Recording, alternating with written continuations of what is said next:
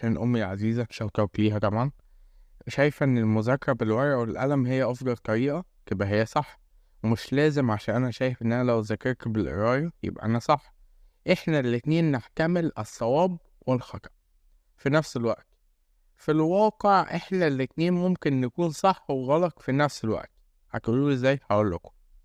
أمي ذاكرت بالورقة والقلم ودي الطريقة الموست efficient بالنسبة لها.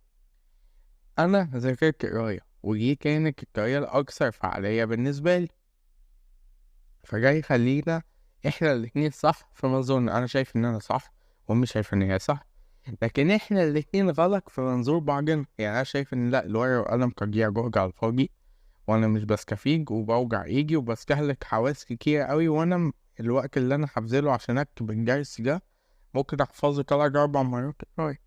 أمي شايفة إن هو التعليم التياري ده بيخلي الحاجة volatile.